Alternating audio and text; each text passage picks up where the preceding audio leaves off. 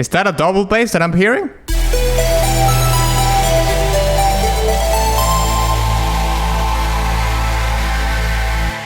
Greetings Wanderer, this is Atlas here and welcome to The Void.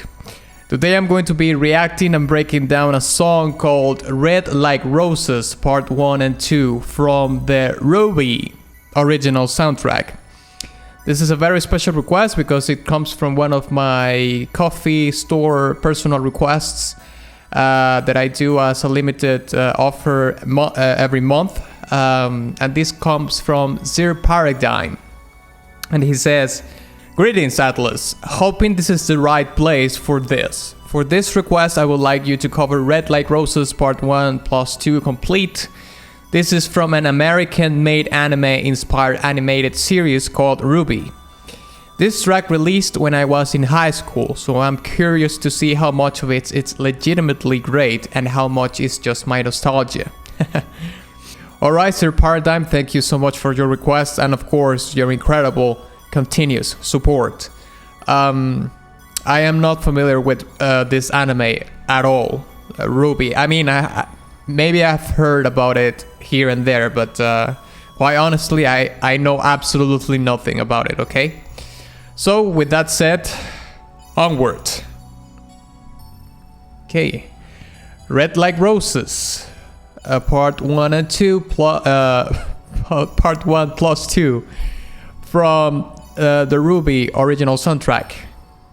Boom.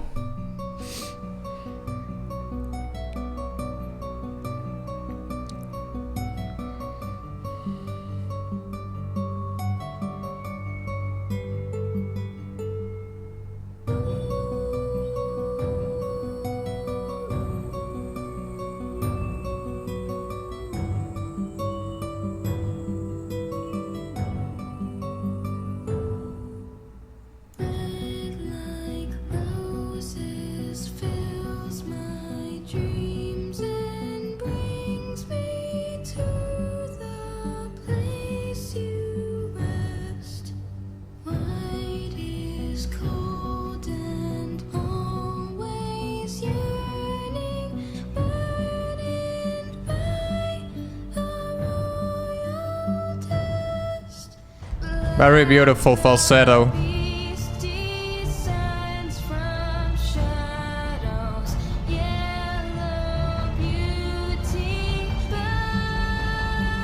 It's building up.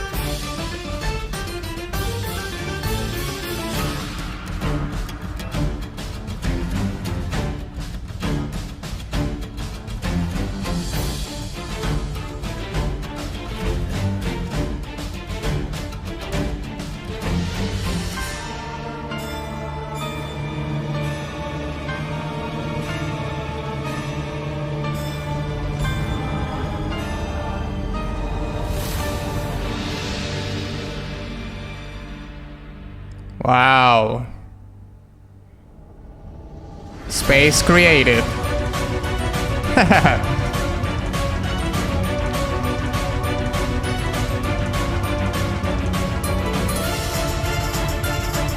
Is that a double bass that I'm hearing?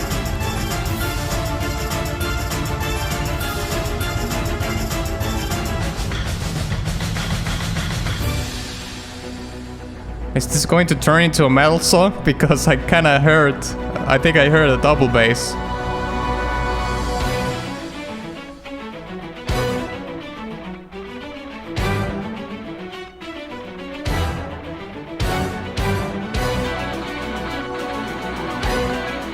Okay, well.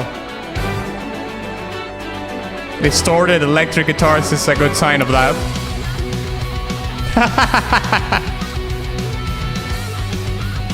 There it is.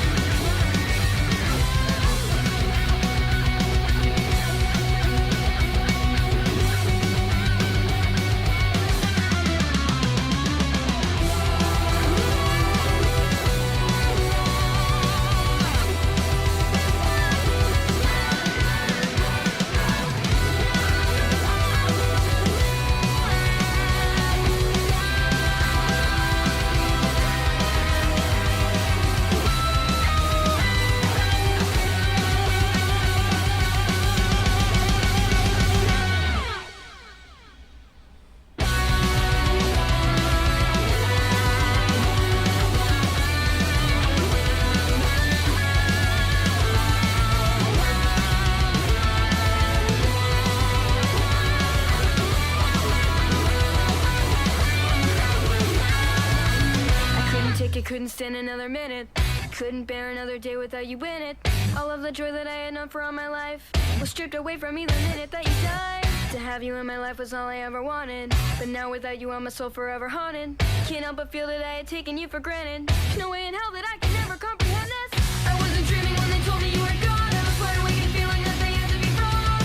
How could you leave me when you swore that you would stay? Now I'm stuck inside of every single effing day. It's like a movie, but there's not a happy ending. Every scene fades black and there's no pretending. This little fairy tale doesn't seem to end well. There's no nothing shining everyone away me from the spell.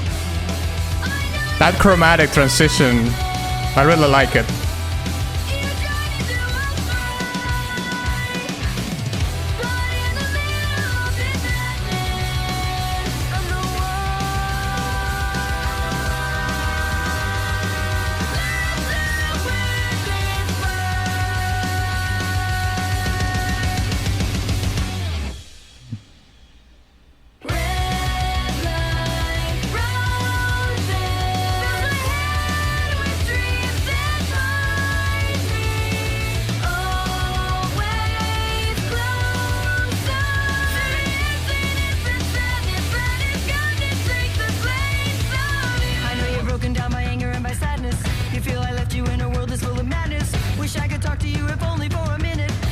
This kind of phrasing in the vocals reminds me of baby metal.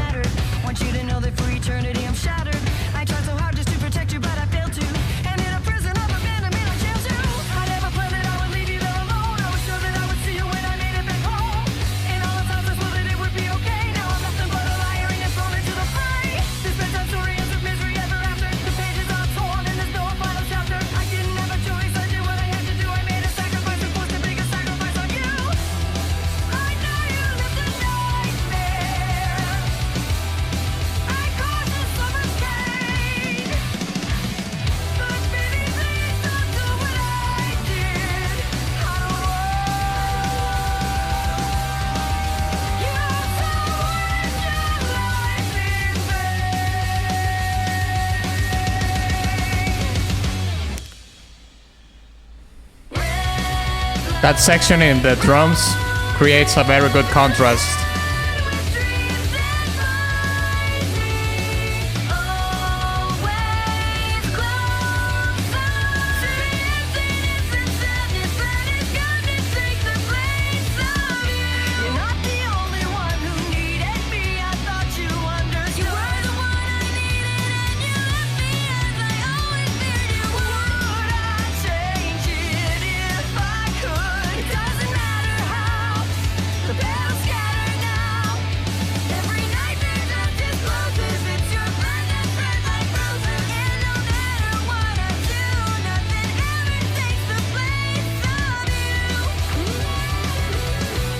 We have a guitar solo, okay?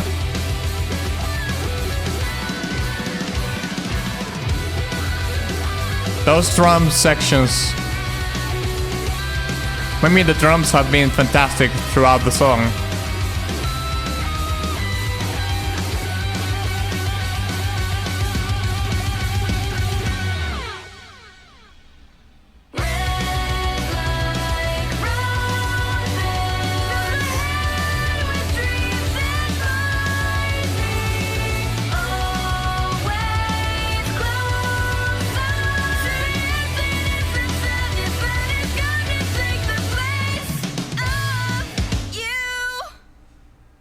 Oh, I did like that too. How it ends with only the vocals.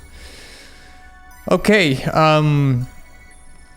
Well, we have a song that is basically divided in two parts. I suppose that's why it's called like Red Like Roses Part 1 and Part 2.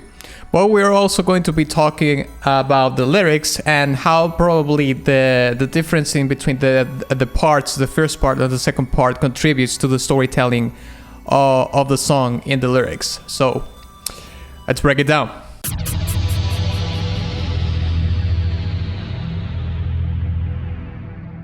Okay, so let's start the breakdown by talking a little bit about the lyrics of the track, okay?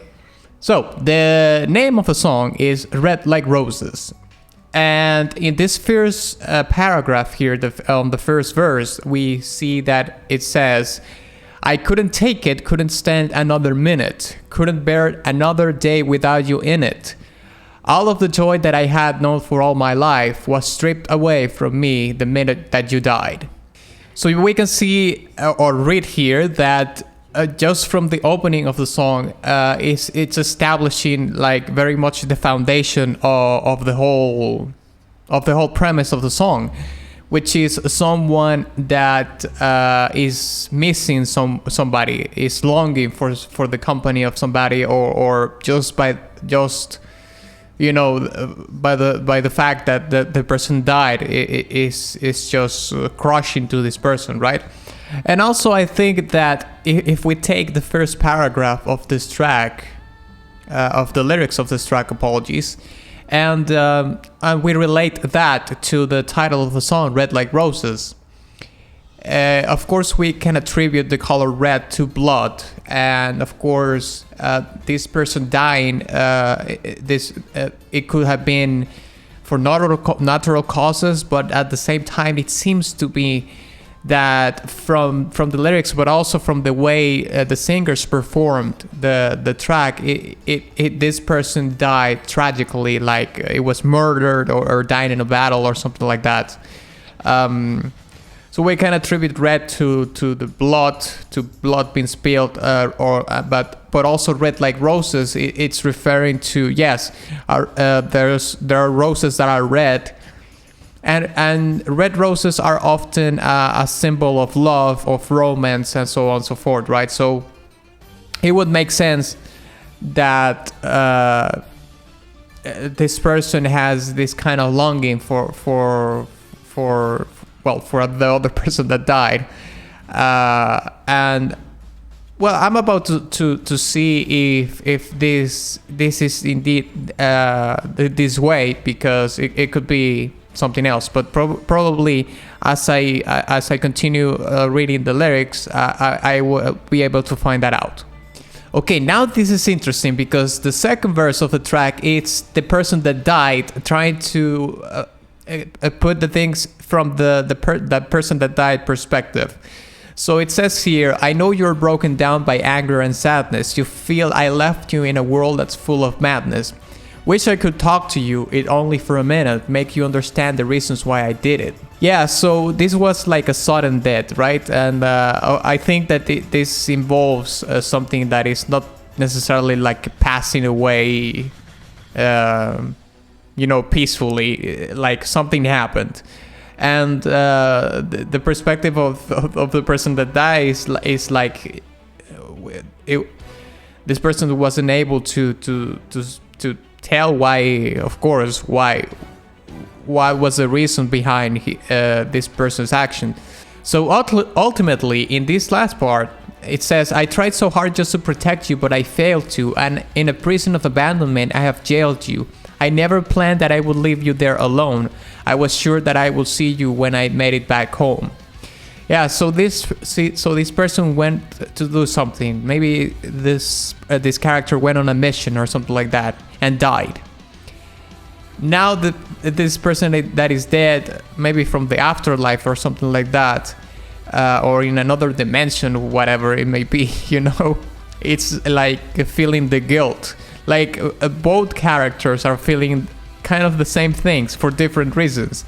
Like the person that is alive, it's because it feels like like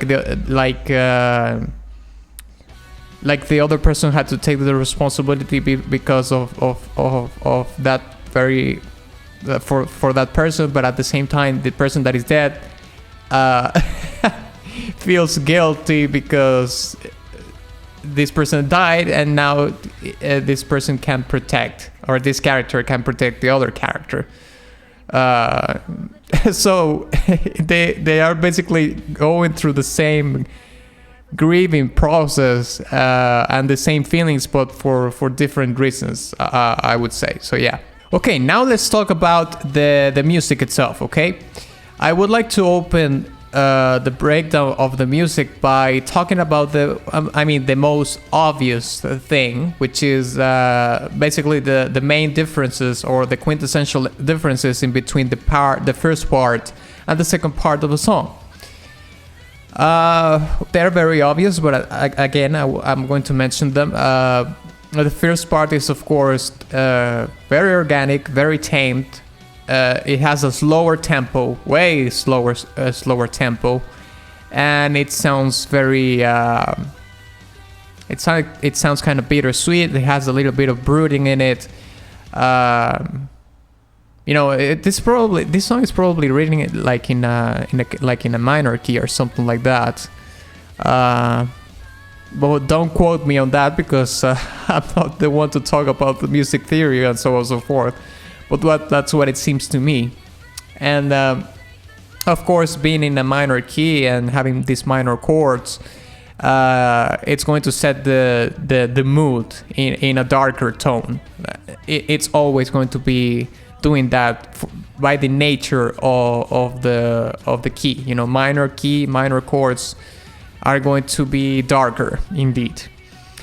So we hear that the first part starts very tame. It's very minimalistic, if you will, in terms of we can hear only an acoustic guitar, which is a nylon guitar, Spanish guitar, classical guitar. It has a fair amount of names, but very organic sounding. Only two instruments sounding, which will be the vocals, because the vocals are an instrument, and of course the guitar. And then it starts building up, and then we hear the flamenco part coming in. I think the flamenco part was probably one of the best arrangements in the song, because it took what would have been an otherwise very standard song, and took it a little bit out of the box. It gave it like a little bit of exoticness, if that's a word. And of course, flamenco is also a music genre that is, I would say, it's fairly known by having also this brooding, darker sound. And a flamenco often have minor chords, suspended chords. Major chords, of course, are thrown in there to have a building and releasing tension and so on and so forth. But for the most part, flamenco has also, they play a lot of harmonic minor scales, even Phrygian mode scales, and so on and so forth. Okay, so to carry on the brooding vibe that the song opens with, but giving it a little bit of a flair with the flamenco part, was a very good decision, in my opinion. Also, I would like to mention that the flamenco is actually trying to build a vibe that is going to be carried on in the metal part afterwards, because the very first part of the song, the intro of the song, the very first part of it, it's all about building the tension, and then that tension is being released by the flamenco part, because the flamenco part is all about releasing the previous tension, but also giving you the vibe of rhythm and getting you in a more I'm not gonna say like a happier kind of situation, but setting you in a groove, okay? Like accustoming, you getting accustomed to a certain groove and to a speedier sound, quote unquote, let's say. Also, I'm going to mention that in this particular track, the orchestrated parts are working more towards a supporting role. They're doing like a supporting role, and you can hear it very, very especially in the flamenco part, and but also it's serving also as a transition device, very specifically, I think, in between the flamenco part and the metal part. But other than that, the orchestral parts, you know, the string section and so on and so forth, is just there as a supporting role, which is very interesting because often the orchestral elements like overtake other instruments, but in this case, you can hear that the orchestrated part is just taking a back seat a little bit and just supporting certain aspects of the composition and so on and so forth.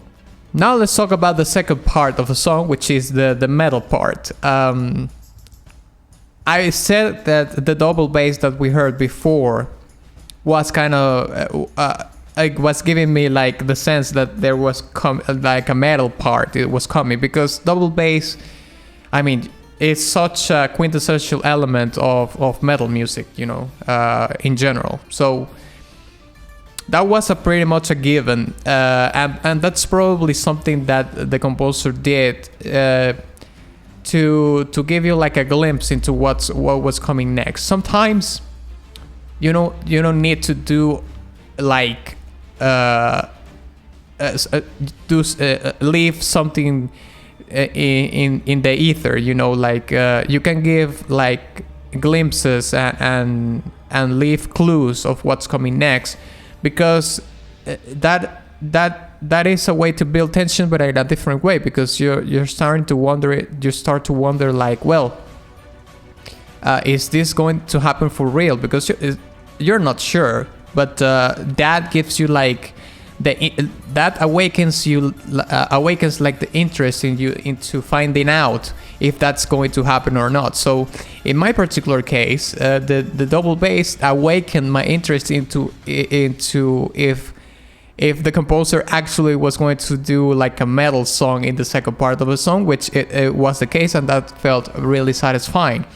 So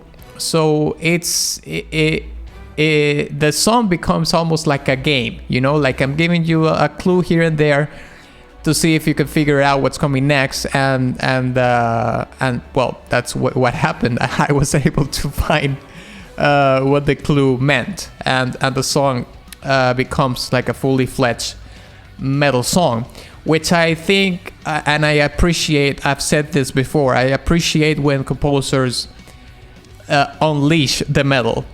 And by that I mean that they don't like half do it, you know. I understand why some composers half do the metal, because metal is very abrasive. It's not a very popular genre of music. It does have a very dedicated following, but at the same time, metal music is probably not a genre of music that a lot of people is going to hear, you know. A lot of people is probably more willing to hear a pop song than a metal song. That is for sure. So I understand why sometimes they back off a little bit on it. Sometimes it's not even the composer's decision; it's somebody else's decision. But I'm not gonna get into that. But in this case, I appreciate that the metal was completely unleashed, because, like I've said before many times, metal is supposed to be in your face. Sometimes spit in your face. But in this case, it is completely unleashed. It's a fully fledged metal second part of the song, okay? And I think that this second part was very influenced by Iron Maiden. You know, there's parts of it. I wish I could like quote a track from Iron Maiden as an example to what we hear in the track, but of course I'm gonna get a copyright claim, so I'm not gonna do that. But if you're familiar with Iron Maiden, I think you will be able to listen to some of that influence thrown into the metal track itself.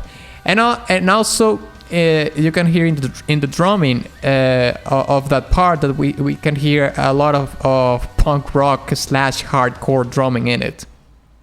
And that I'm gonna leave a little bit of a clip here so you can hear to which part I'm referring to.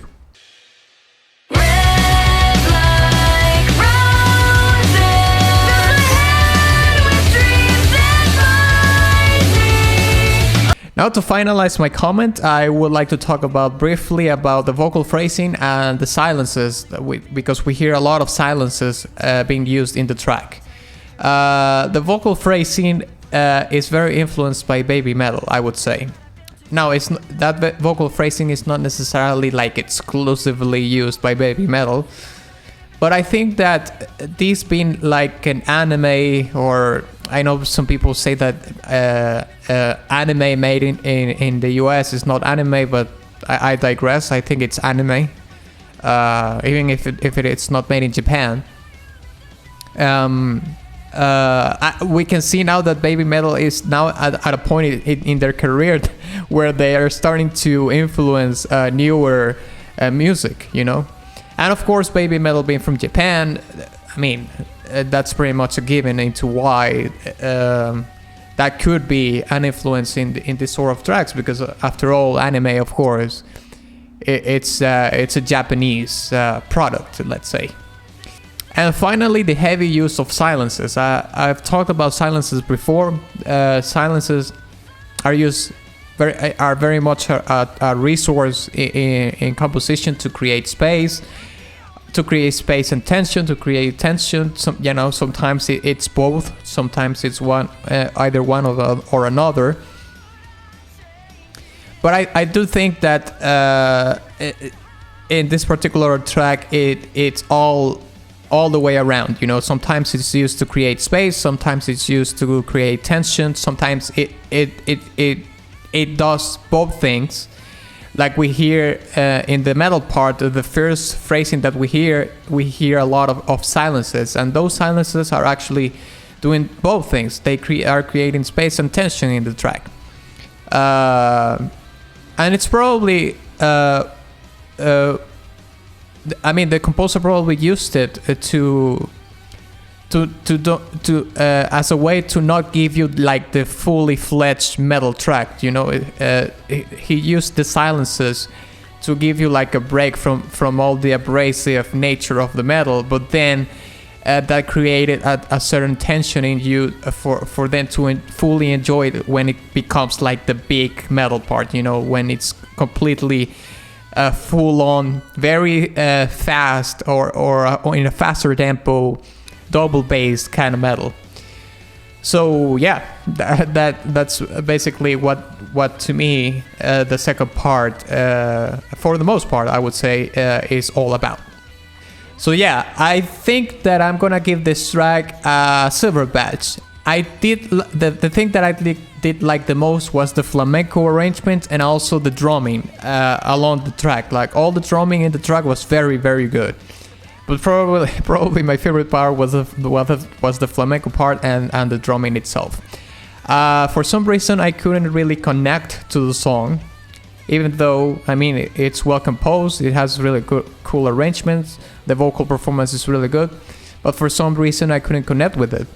Probably if I had watched the anime before, I could have a connection with it, but like in this state, like being dry, let's say, I wasn't able to connect with it. But that doesn't mean it's a bad song or a bad composition by a long shot. Okay. So thank you very much for watching this video. If you enjoyed it, please give it a like and share it with your friend. Also, please don't forget to visit my Patreon in case you want to sway the influence towards what I'm going to be breaking down next. Also, you can visit my Ko-fi profile in case you want to make a one-time contribution, or my Ko-fi store in case you want to order one of these bad boys, and my Teespring shop in case you want to buy merch and all that jazz. And of course, ex nihilo nihil fit.